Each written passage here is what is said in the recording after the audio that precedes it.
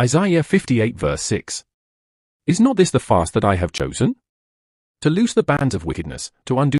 Welcome back to the King's Word for You. Today we're diving into the true meaning of fasting as presented in Isaiah 58, a fast that goes far beyond simply skipping a meal. In this lesson, we'll explore what God really desires when He speaks of fasting, and how we can apply these timeless lessons in our everyday lives. You'll want to stay till the end to hear the main benefit of fasting this way. In our culture, fasting is often seen as a personal discipline, a way to detoxify the body or achieve better health. But in Isaiah 58, God challenges that narrow view. He tells us that the fast He chooses isn't merely about abstaining from food. It's about transforming our hearts and actions. Here, God reminds us that true fasting is about addressing injustice. It's a call to break the chains that hold people back, whether that means combating social inequality, offering compassion to the hurting, or actively working to support those in need. Let's look closely at Isaiah 58. Isaiah challenges the empty rituals, fasting focused only on personal piety. God emphasizes three key elements. Justice. Fasting should lead us to act against the injustice that burdens the vulnerable in our society. Mercy. It calls us to share our resources, food, time, comfort, with those who are suffering. Humility. True fasting isn't for show, but a humble commitment to live out God's call for a compassionate, equitable community.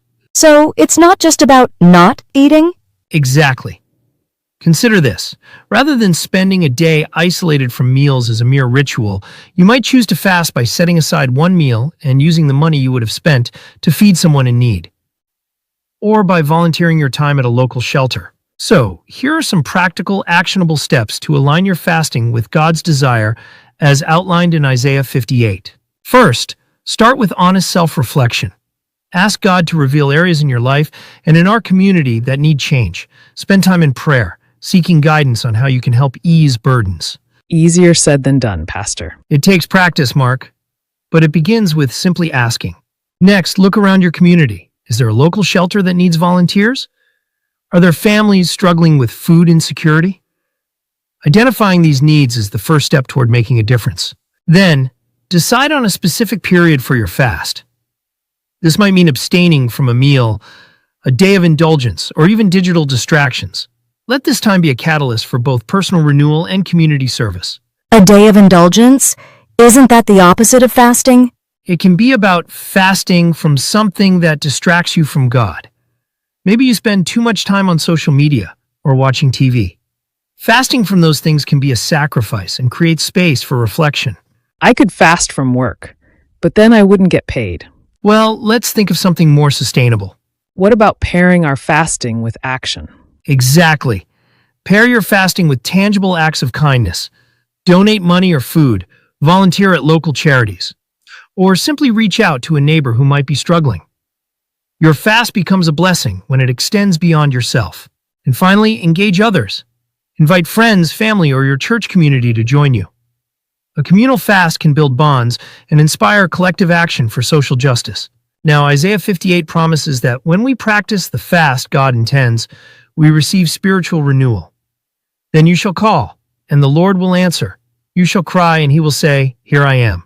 When we step into the role of a compassionate servant, not only do we uplift others, but we also find our own spirits refreshed and strengthened. Imagine the sense of peace that comes from knowing you've helped break the cycle of despair in your community. That inner light, fueled by acts of kindness and justice, is the real reward of a true fast. So, in summary, Isaiah 58 redefines fasting.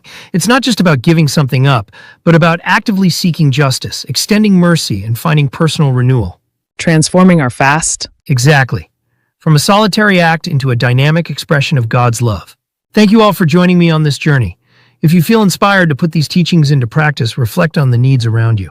Take one small intentional step today, and may your fast bring freedom and hope to you and to those around you.